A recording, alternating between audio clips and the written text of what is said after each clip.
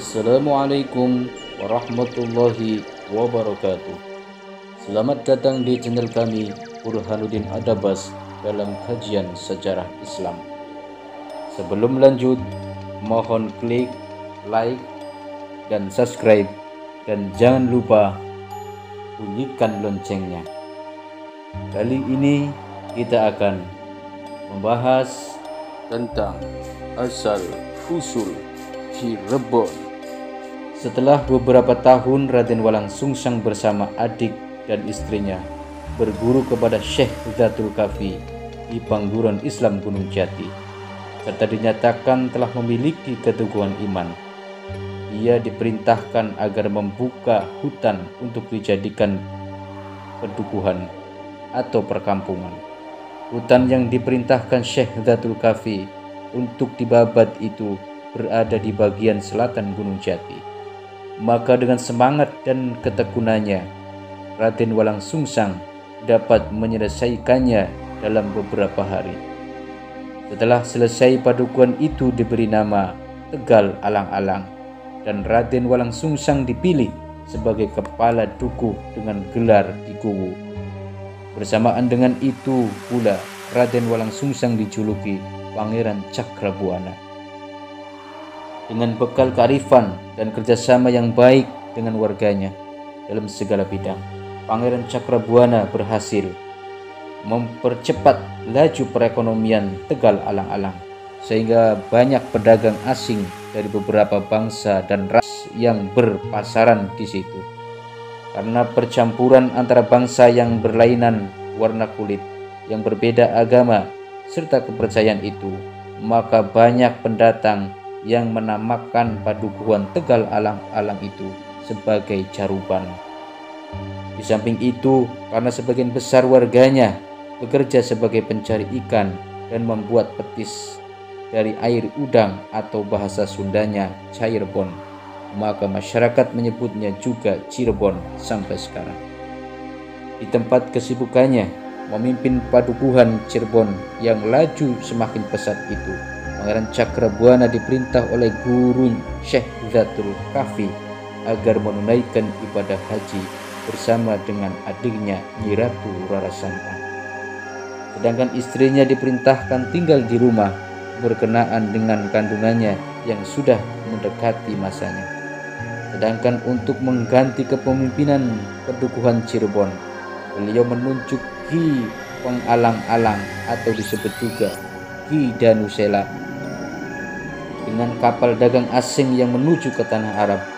Berangkatlah Pangeran Cakrabuana bersama adiknya Ratu Rara Santang.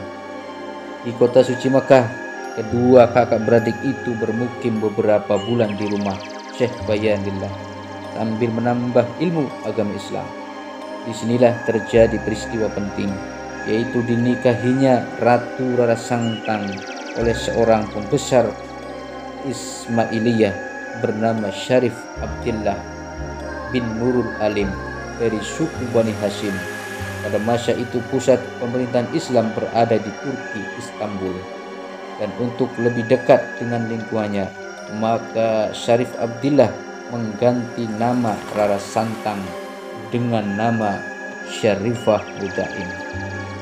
Dari perkawinan itu kemudian dikaruniai dua orang putra, masing-masing Syarif Hidayatullah dan Syarif Nurullah.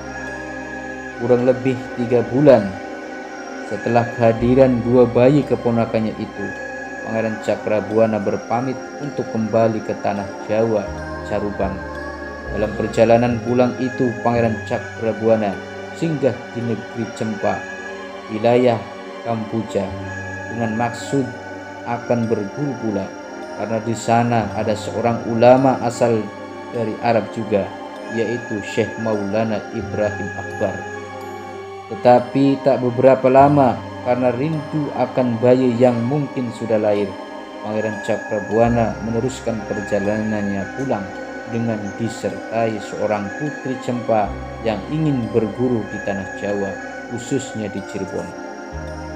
Sesampainya di Caruban sekitar tahun 1456 Masehi, Pangeran Cakrabuana merasa kagum atas majunya pedukuhan Caruban sepeninggalnya di kota Makkah, terutama pasaran produksi petis dan terasinya yang telah banyak dikirim ke seluruh wilayah Pajajaran.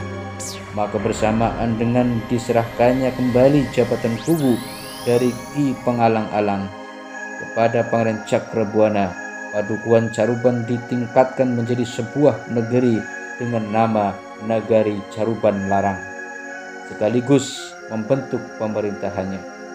Karena baru pertama kali ada negeri yang menggunakan pola pemerintahan Islam di wilayah Pajajaran, maka berita tentang jadinya negeri Caruban Larang begitu cepat terdengar dan mengejutkan negeri-negeri lainnya, bahkan sampai ke pusat kerajaan Pajajaran. Kendati sedikit kurang berkenan di hati Prabu Siliwangi akan berdirinya negeri yang berhaluan Islam ini, namun karena pendirinya anaknya sendiri, maka sang Prabu memberinya gelar Sri Manggana. Pada saat meresmikan negeri itu, kehadirannya memenuhi undangan sang putra itu disertai dengan Raden Jaka Sengara, adik Pangeran Cakrabuana, yang pada akhirnya menetap juga di Caruban karena tertarik akan agama Islam.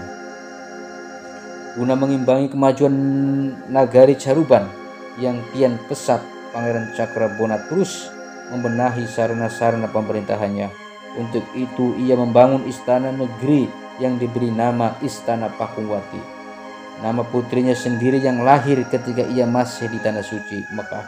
Selain itu, untuk kunjungan tetapnya ke Syekh Hudatul Kafi di Gunung Jati, dibangun pula tempat peristirahatan atau pertamanan Gunung Sembung, terletak di sebelah barat Gunung Jati. Di pertamanan Gunung Sembung itu dilengkapi dengan kolam pemandian di bagian selatan balai peristirahatannya. Dalam membangun pertamanan ini, Pangeran Cakrabuana teringat akan tanah pasir yang pernah ia injak di suatu daerah semasa dalam perjalanan pulang dari Mekah, yang seperti celak mata dan terdapat di daerah Malela bagian dari Cempa. Untuk itu ia mengutus beberapa orang yang dikawal oleh Nyi Ratu Cempa dengan sebuah perahu dagang guna mengangkut beberapa gunduk sekedar melapisi bagian bukit Gunung Sembung. Hingga sekarang tanah pasir yang ada di puncak Gunung Sembung itu dinamai Pasir Malela, yang tidak boleh berpindah tempat atau terbawa sedikit pun. Bahkan telapak kaki juru kunci yang bertugas di sana juga harus membersihkan setiap akan turun, dengan maksud agar tidak membawa pasir itu. Hal ini mungkin karena pada waktu mengangkutnya teramat susah dan banyak melibatkan pihak lain, sehingga Pangeran Cakrabuana wanti-wanti kepada pengurusnya agar menjaga Pasir Malela ini.